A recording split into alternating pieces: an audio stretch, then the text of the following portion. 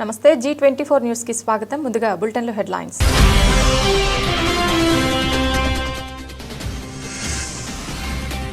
చేవెళ్ల నియోజకవర్గంలో రైతుల భూములను బలవంతంగా లాక్కునే ప్రయత్నం చేస్తున్న రేవంత్ రెడ్డి ప్రభుత్వం.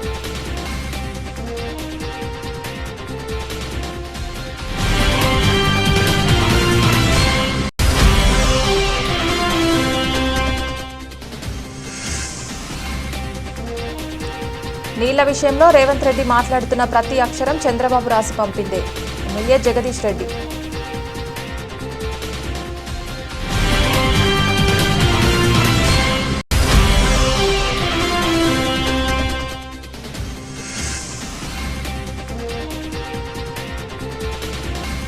నిర్మల్ జిల్లాలో 2 గిరిజన గ్రామాల మధ్య చిచ్చురేపిన ఫారెస్ట్ అధికారుల రీలొకేటెడ్ అంశం.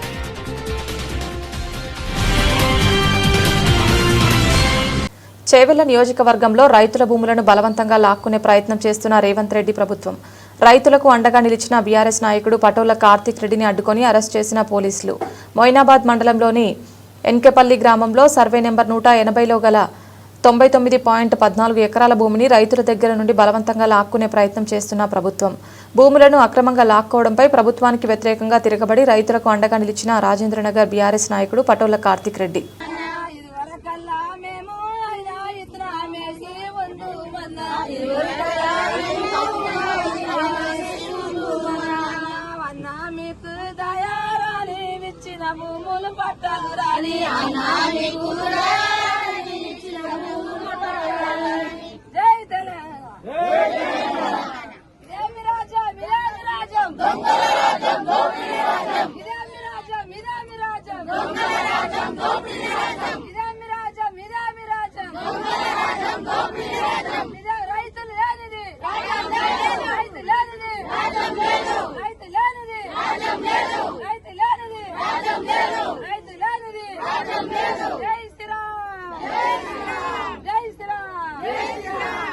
చంద్రబాబు కోసం బనకచర్లకు అడ్డు రాకుండా ఉండటానికి కాళేశ్వరాన్ని పండబెడుతున్నారు. నీళ్ల విషయంలో రేవంత్ రెడ్డి మాట్లాడుతున్న ప్రతి అక్షరం చంద్రబాబు రాసి పంపిందే. నీ మంత్రులు నువ్వు వేలాది లారీలతో ఇసుక తవ్వడానికి నువ్వు ఇవాళ కాళేశ్వరం నీళ్లను ఇవ్వడం లేదన్నారు మాజీ మంత్రి ఎమ్మెల్యే జగదీష్ రెడ్డి.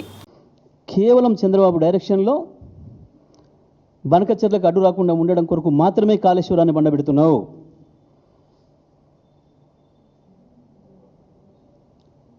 రేపొచ్చే కమిషన్ ఏదైతే ఉంటుందో ఆనాటికి మనం గోదావరిలో ఇప్పటికే మనకు హక్కుగా ఇచ్చిన జీవోల ద్వారా ఇచ్చిన 960 టీఎంసీల నీళ్ళని మేము ఆల్రెడీ వాడుకుంటున్నాం. పై వచ్చే నీళ్ళలో కూడా మాకు ఇంకా అక్కరుంది, కొత్తగా ప్రాజెక్టులు మొదలుపెట్టుకుంది అని చెప్పి మనం చెప్పాల్సిన దాన్ని కాళేశ్వరం ద్వారానే 150 టీఎంసీల నీళ్ళు మేము వాడుతున్నామని చెప్పాల్సిన విషయాన్ని దాచిపెట్టి చంద్రబాబుకు కావాల్సిన పద్ధతుల్లో బనకచర్లకు కావాల్సిన పద్ధతుల్లో నువ్వు యాక్షన్ చేస్తూ ఉన్నావు. ప్రతి అక్షరం నీళ్ళ విషయంలో నువ్వు మాట్లాడుతున్న ప్రతి అక్షరం చంద్రబాబు రాసి పంపిందే. చంద్రబాబు ఏజెంటు ఇక్కడ ఉన్న ఆదిత్యనాథ్ దాస్ ద్వారా రాసిచ్చిన స్క్రిప్టులు చదువుతూ తెలంగాణ రైతులు పెట్టిన భిక్ష నీ పదవి, దాన్ని ఉపయోగించుకొని అదే రైతాంగానికి ద్రోహం చేస్తున్నావు. దానికి తోడు స్వామి కార్యం స్వకార్యం అన్నట్టు వేలాది లారీలను పెట్టి ఇసుక తోడుతున్న తొడేళ్ళు అక్కడ దుర్మార్గంగా కోట్లాది రూపాయలు సంపాదించుకోవడానికి నీవు నీ మంత్రులు నీ మంది మార్బలం చేసే దుర్మార్గం కొరకు కాళేశ్వరం నీళ్ళని ఇవ్వటం లేదు ఇవాళ నువ్వు. రేవంత్ రెడ్డి బుడ్డర్ ఖాన్, బఫూన్, రాజు, మంత్రి, భట్టుడు ఇలా అన్ని పాత్రలు వేస్తున్నాడన్నారు జగదీష్ రెడ్డి. మాది నీళ్ళ దందా, ప్రజల దందా, నీది ప్లాట్ల దందా, కమిషన్ల దందా. మాది నీళ్ళ దందా, రైతు దందా, నీది కమిషన్ల దందా, ప్లాట్ల దందా. నీకు గవి మాత్రమే వస్తాయి. నిజమే, మా వాళ్ళు ఫోన్లు చేసి సార్ వచ్చి గమ్మత్తుగా మాట్లాడిపోయిండు. అప్పుడు ఎందుకంటే మన ఊళ్ళల్లో వీధి భాగవతాలు చెప్పేటప్పుడు రామాయణాలు, మహాభారతాలు మా ప్రాంతంలో ప్రజలకు చూపించడం బాగా అలవాటు. అంటే మన సాంస్కృతిక వారసత్వాన్ని చెప్పడానికి ప్రజల్లో లైవ్గా ఉంచడానికి ఆ కాలంలో అవి ఎన్నుకునేది. అవి మా తుంగతుర్తి ప్రాంతంలో మరి ఎక్కువ, ప్రతి ఊర్లో ప్రతి సంవత్సరం ఎండాకాలం ఉంటుంది. దాంట్లో అప్పుడప్పుడు మధ్యన ఏదైనా పాత్ర కొంచెం బోర్ కొడుతుంది, నిద్రపోతున్నారు ఎదురుగున్నోళ్ళు అనుకున్నప్పుడు మధ్యన ఒకడు వస్తాడు. కొన్ని ప్రాంతాల్లో బుడ్రకాన్ అంటారు, కొన్ని ప్రాంతాల్లో బాఫూన్ అంటారు, జోకర్ అంటారు. అందులో రాజు పాత్ర రాజుది ఉంటుంది, మంత్రి పాత్ర మంత్రిది ఉంటుంది, సైనికుడి పాత్ర సైనికుడు ఉంటుంది, మధ్యన ఈ పాత్ర వస్తుంది. కానీ ఈయన అన్ని పాత్రలు ఈయన వేసిపోతున్నాడు కదా సార్. ఇక్కడికి వచ్చి రాజు పాత్ర ఈయనదే ఉంది, మంత్రి పాత్ర ఈయనదే ఉంది, బుడ్రకాన్ పాత్ర ఈయనదే ఉంది, అట్లా ఉన్నాయి ఈయన మాటలు అని చెప్తున్నారు నాకు ఫోన్లు చేసి ప్రజలు అక్కడి నుంచి. కొత్త బిచ్చగాడు పొంగులేటి శ్రీనివాసరెడ్డి మా పార్టీలో ఉన్నప్పుడు మేము ఇచ్చిన రేషన్ కార్డుల గురించి పోస్ట్ చేశాడు. దీన్ని చూపించి బీఆర్ఎస్ హయాంలో ఇచ్చిన రేషన్ కార్డుల గురించి అడగండి.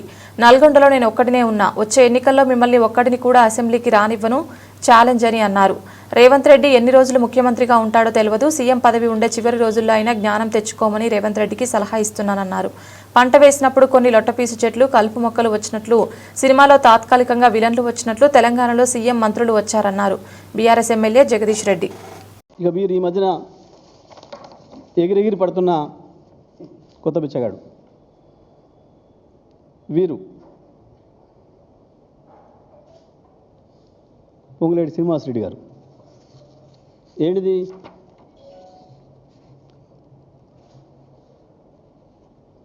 శ్రీనివాసరెడ్డి అలియాస్ సీనన్న, Khammam, ex-MP, TRS state leader. Okay కదా?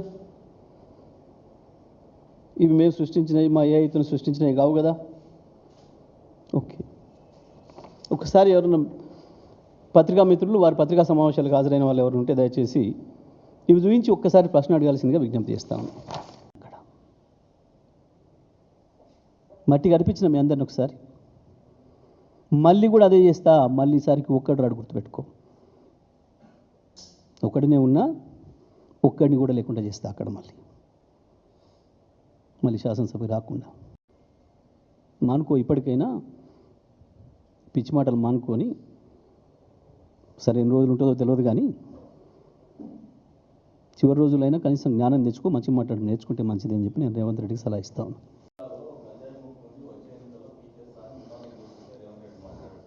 వాస్తవమే, అప్పుడప్పుడు మనం ఎంత పంట చేంజ్ చేసుకున్నా కొన్ని లొటోపీస్ చెట్లు వస్తాయి, కొన్ని కలుపు మొక్కలు వస్తాయి. కొన్నిసార్లు అసలు చేసిన చేను కంటే అవే ఎక్కువ వస్తాయి. ఇప్పుడు అదే వచ్చినాయి నల్గొండ జిల్లాలో. తెలంగాణలో కూడా ఇప్పుడు అవే వచ్చినాయి. కొన్ని సందర్భాల్లో విలన్ వచ్చి కూర్చుంటాడు చూడు, తాత్కాలికంగా ముఖ్యమంత్రి కుర్చీలో సినిమాలలో. ఇప్పుడు తాత్కాలికంగా విలన్ల మధ్య నడుస్తూ ఉంది. కేసీఆర్ హయాంలో 6,47,479 కొత్త రేషన్ కార్డులు ఇచ్చినాం. జూలై 2021లో ప్రతిపక్ష నేతగా బట్టి విక్రమార్క తన నియోజకవర్గంలో రేషన్ కార్డులు పంచిండు. ఇప్పుడు మంత్రి పొంగులేటి శ్రీనివాసరెడ్డి మాజీ ఎంపీగా బీఆర్ఎస్లో ఉన్నప్పుడు రేషన్ కార్డుల పంపిణీ గురించి పత్రికల్లో ప్రకటనలు ఇచ్చారు. చౌటుప్పల్లో అప్పటి ఎమ్మెల్యే రాజగోపాల్ రెడ్డి సమక్షంలో నేను రేషన్ కార్డులు పంచాను. ఆధారాలతో బయటపెట్టిన మాజీ మంత్రి ఎమ్మెల్యే జగదీష్ రెడ్డి. నీకు జ్ఞానము ఎదగలేదు, సంస్కారము ఎదగలేదు ముఖ్యమంత్రి స్థాయికి. ఇక నువ్వు మాట్లాడిన అబద్ధాలు నవ్వుకుంటున్నారు ప్రజలు. ఏం మాట్లాడినోను? రేషన్ కార్డుల మీదనే మాట్లాడదాం. మొట్టమొదలు గత ప్రభుత్వ హయాంలో, కేసీఆర్ ప్రభుత్వ హయాంలో ఒక్కటి కూడా ఇవ్వలేదు. ఇప్పుడు మేము వచ్చినాకనే ఇస్తున్నాం 10 ఏళ్ల తర్వాత.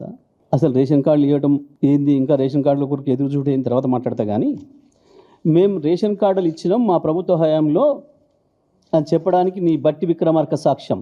మీ బట్టి విక్రమార్క మూతికి గుడ్డ కట్టుకొని పంచుతున్నాడు చూడు రేషన్ కార్డులు. ఏ కాలంలో? ఇగో ఇది మహిళ చేతికి అందిస్తున్నాడు చూడు రేషన్ కార్డు. దాంట్లో రాసి ఉన్నది, అసెంబ్లీలో కాంగ్రెస్ ఫ్లోర్ లీడర్ బట్టి విక్రమార్క గారు 7వ తారీఖు జూలై 26, 2021 జూలై 25, 2021 ఆయన ట్వీట్లో పెట్టుకున్నాడు. ఇది ఎక్కడనో పేపర్లలో ప్రింట్ చేసి మేము ఇప్పుడు ఏఐ ద్వారా సృష్టించక రాలే. ఇది ఆయన ట్వీట్. మీరు ఇవాళ తీస్తే కూడా ఉంటుంది. ఈ రెండు వారియే. ఓకే. ఇక వీరు ఈ మధ్యన ఎగిరెగిరి పడుతున్న కొత్త బిచ్చగాడు వీరు పొంగులేటి శ్రీనివాసరెడ్డి గారు. ఏంటిది?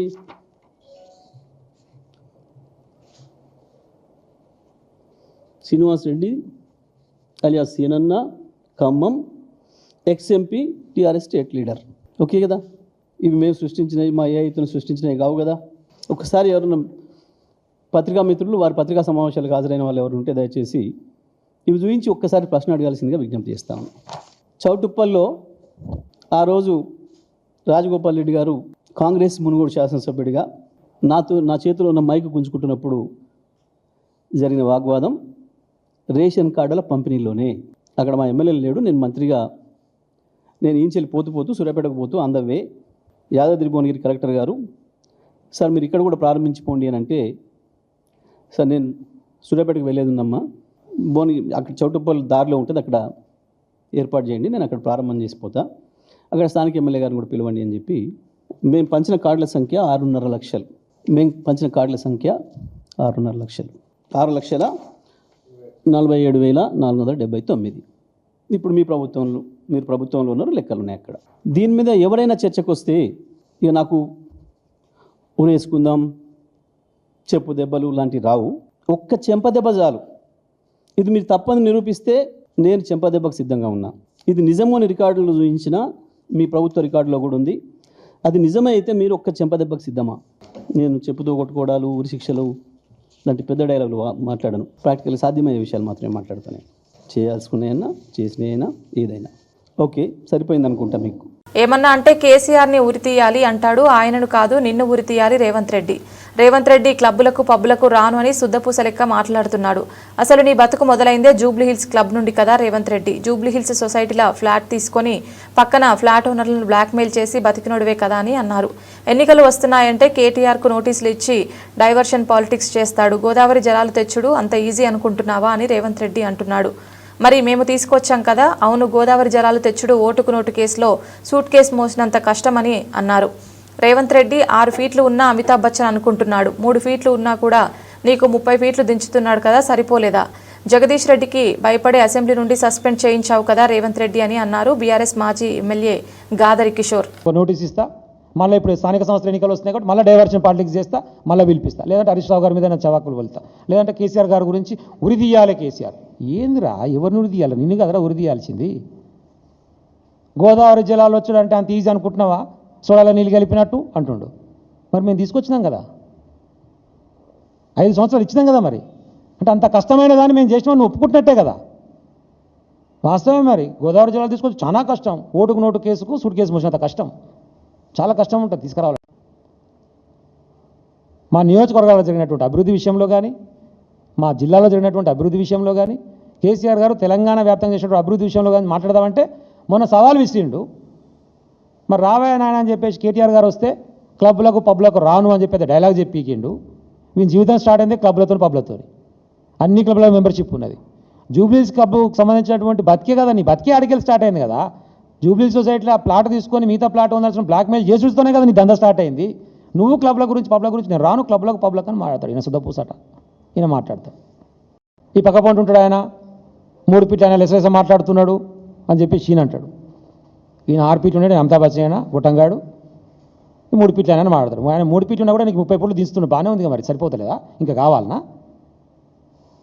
గట్టిగా పడితేనే కదా మరి అసెంబ్లీలోకి వెళ్ళి సస్పెండ్ చేసేంత భయం ఏమిటికి మరి నీకు? దేనికి? ప్రజా ఉద్యమాల్లో పనిచేసి, విప్లవోద్యమాల్లో పనిచేసి, తెలంగాణ ఉద్యమాల్లో పనిచేసి 10 సంవత్సరాలు ఉమ్మడి నల్గొండ జిల్లాను అభివృద్ధి పదంలో ముందుకు తీసుకుపోయి నికార్సైన మగపిని కలిగినటువంటి తెలంగాణ బిడ్డగా తెలంగాణ ఉద్యమంలో ఉన్నటువంటి జగదీష్ రెడ్డిని పట్టుకొని నీ ఇష్టం వచ్చిన మాట అయిపోయింది.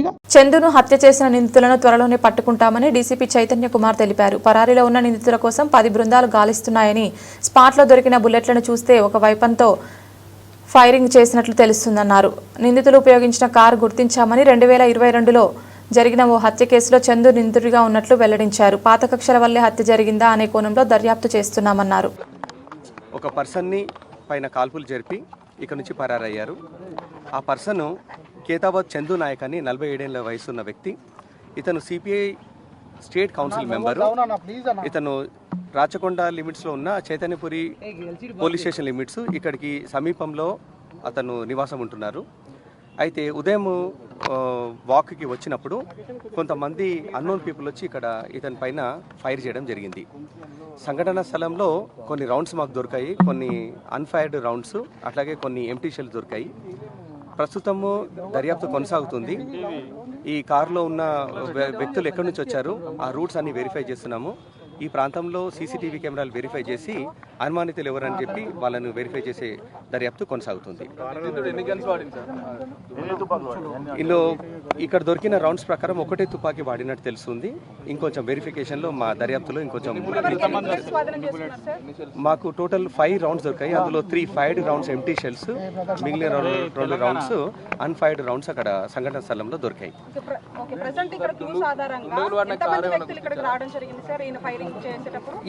ఈ సంఘటనలో 3 లేదా 4 వ్యక్తులు ఇన్వాల్వ్ అయ్యారని చెప్పి ప్రాథమికంగా తెలుస్తుంది.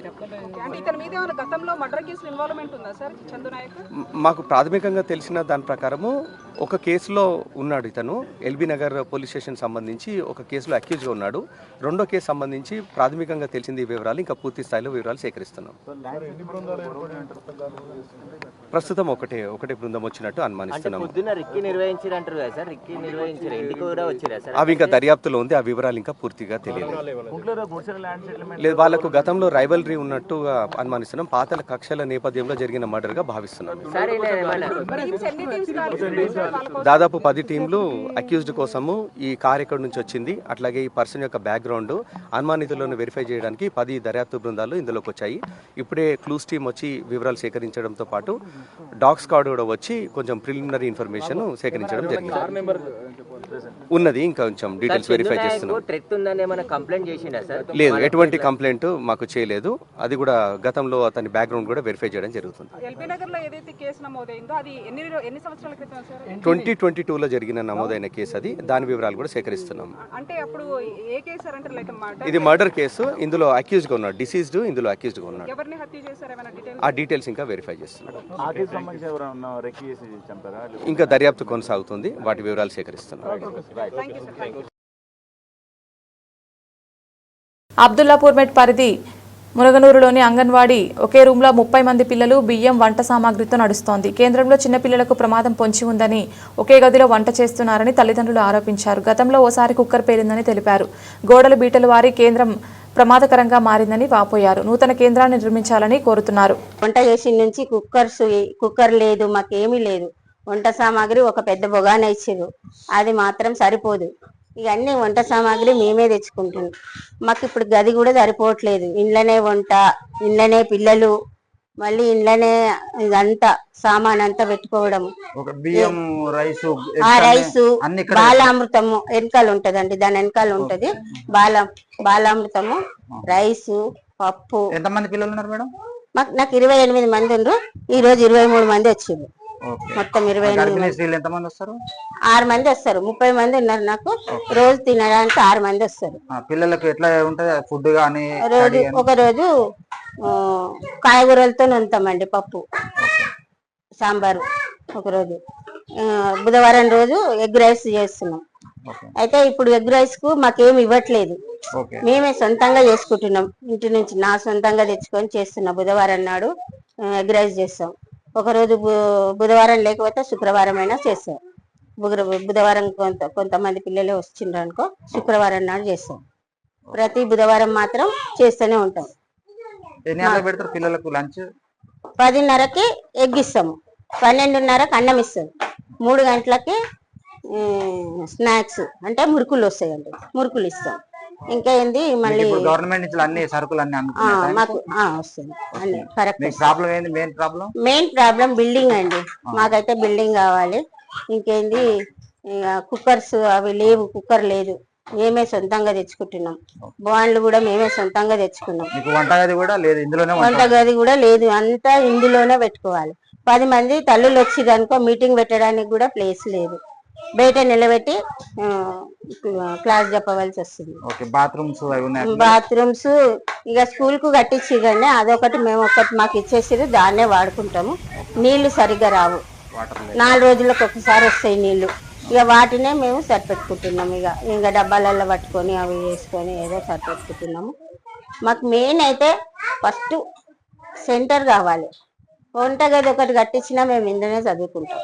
అక్కడక్కడ వంటగది. నిర్మల్ జిల్లాలో 2 గిరిజన గ్రామాల మధ్య చిచ్చురేపిన ఫారెస్ట్ అధికారుల రీలొకేటెడ్ అంశం. కడెం మండలం నచ్చనెల్లాపూర్ గ్రామ పంచాయతీ పరిధిలోని గోండుగూడ శివారులో మైసంపేట గ్రామస్తులకు పునరావాస పథకం కింద పట్టాలు ఇచ్చే ప్రయత్నం చేసిన అటవీ శాఖ అధికారులకు అడ్డుకున్న గోండుగూడ గిరిజనులు, భారీగా మోహరించిన పోలీసులు, అటవీ శాఖ అధికారులు. 2 గ్రామాల గిరిజనుల మధ్య ఉద్రిక్తత. మా భూములు వాళ్లకు ఎలా ఇస్తారని, మాకు న్యాయం చేయాలని గోండుగూడ గ్రామస్తుల డిమాండ్.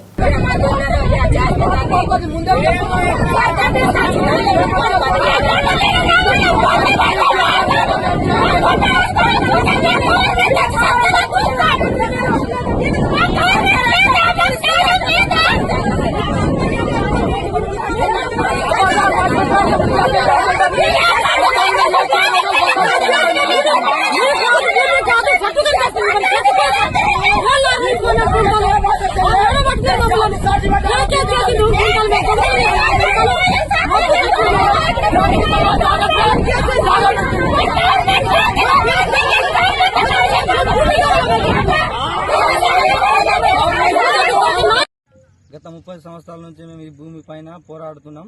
మా తాత ముత్తాల నుంచి మేము పోరాడుతున్నాము. కాబట్టి మాకు ఇక్కడ మైసంపేట వాళ్ళు, రాంపూర్ వాళ్ళని తీసుకొచ్చి ఈ భూమిని వాళ్లకు సర్వే చేయడం జరిగింది. అయితే మేము గత సంవత్సరాల నుంచి మేము పోడు చేస్తూనే ఉన్నాం. ఇక్కడ పంటలు కూడా సాగు చేస్తున్నాం. కానీ మాకు ఎటువంటి న్యాయం చేస్తలేరు. ఎవరు కూడా ఏ అధికారి దగ్గరికి వెళ్ళినా మాకు ఎటువంటి న్యాయం చేస్తలేరు. కాబట్టి మేము ఇక్కడ మా పోరాటాన్ని కొనసాగుతున్నాం. ఎంతమంది అధికారులు వచ్చినా ఇక్కడికే మాకు న్యాయం చేయాలి. మేము భూమి పోరాటం మేము పానం పోయే వరకు మేము ఈ భూమిని వదిలేయం. సచ్చిన బతికినా ఈ భూమిని వదిలేయం. వాళ్ళకి పట్టాలు ఇచ్చినా కూడా మేము వదిలేయం. ఆర్డినెన్స్ ద్వారా బీసీ రిజర్వేషన్లు అంటూ కాంగ్రెస్ ప్రభుత్వం కొత్త డ్రామాకు తెరలేపింది.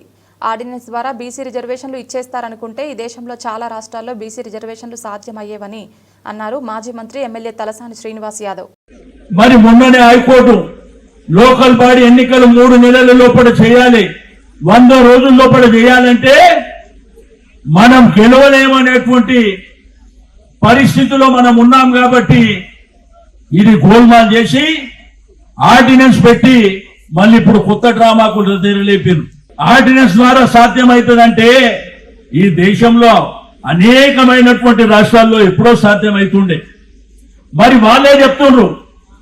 నిన్న కూడా మంత్రులు మాట్లాడినరు, ఆ రోజు కూడా మంత్రులు మాట్లాడి ఏం చెప్తుండ్రు, మనకంట ఈ రిజర్వేషన్ లేని మరి కేవీట్ వేస్తారంట, కోర్టుకు ఎవరు పోదని. రెండోది రిజర్వేషన్ల ద్వారానే మనకు 42% వస్తుందని చెప్తూ మళ్ళా నేను రాజకీయ పార్టీలకు చెప్తున్నా, మీరు కూడా పార్టీల పరంగా 42% ఇవ్వాలని. నిన్న అదే మంత్రులు మాట్లాడితే ఏం చెప్తున్నారు, బీజేపీ వాళ్ళు వెళ్ళి 9th షెడ్యూల్లో పెట్టిమని చెప్పి వాళ్ళే పెడుతున్నారు. అంటే మీరే కేబినెట్ లో నిర్ణయం తీసుకొని ఇది చెల్లదు అని మీకు తెలిసి మళ్ళీ ఈ రోజు వచ్చి డ్రామా చేసేటువంటి ప్రయత్నం జరుగుతుందని చెప్పి నేను ఈ సందర్భంగా తెలియజేస్తా ఉన్నాను.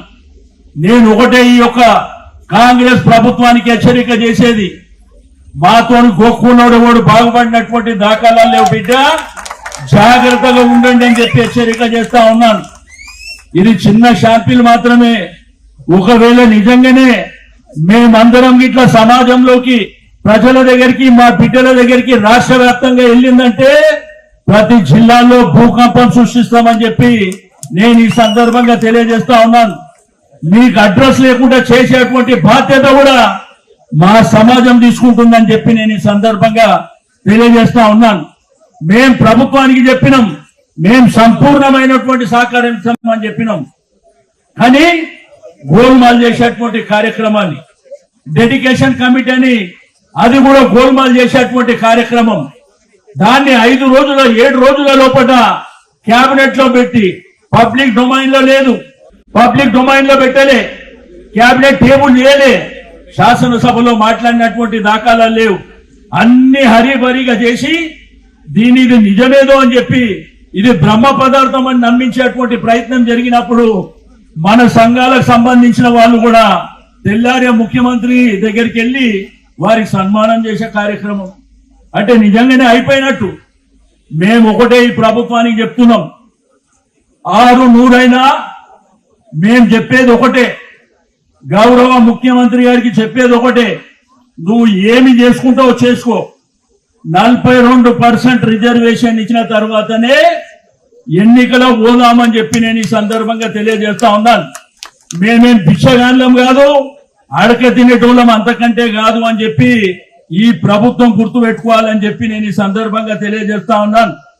మేము చెప్పేది, ఈ వేదిక మీద ఉన్నటువంటి మిత్రులు చెప్పేది తప్పైతే నేను ముఖ్యమంత్రి గారికి ఆ ప్రభుత్వాన్ని చెప్తున్నా, నువ్వు ఏ రూపంలోనైనా పర్వాలే 42% రిజర్వేషన్ చట్టబద్ధత ద్వారా ఎన్నికలు జరిపితేనే మేము సిద్ధంగా ఉంటాము, మీకు సహకరిస్తాం.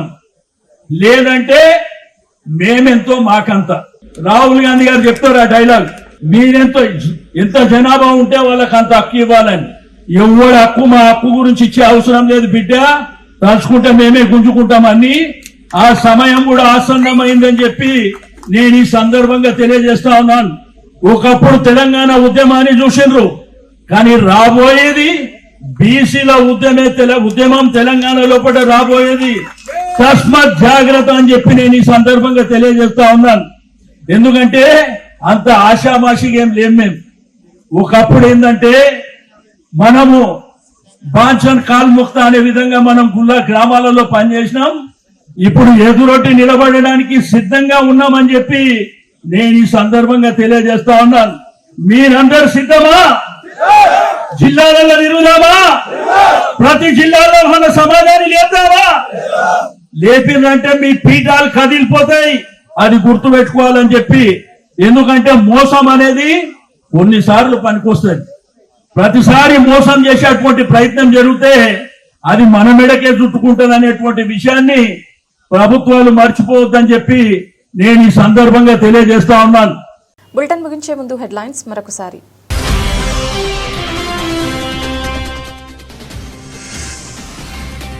చేవెళ్ల నియోజకవర్గంలో రైతుల భూములను బలవంతంగా లాక్కునే ప్రయత్నం చేస్తున్న రేవంత్ రెడ్డి ప్రభుత్వం.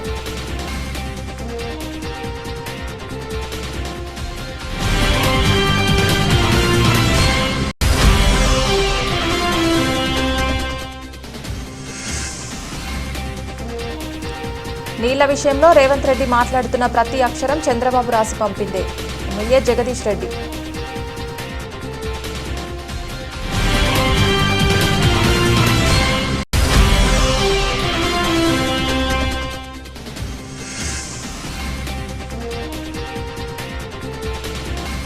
నిర్మల్ జిల్లాలో 2 గిరిజన గ్రామాల మధ్య చిచ్చురేపిన ఫారెస్ట్ అధికారుల రీలొకేటెడ్ అంశం.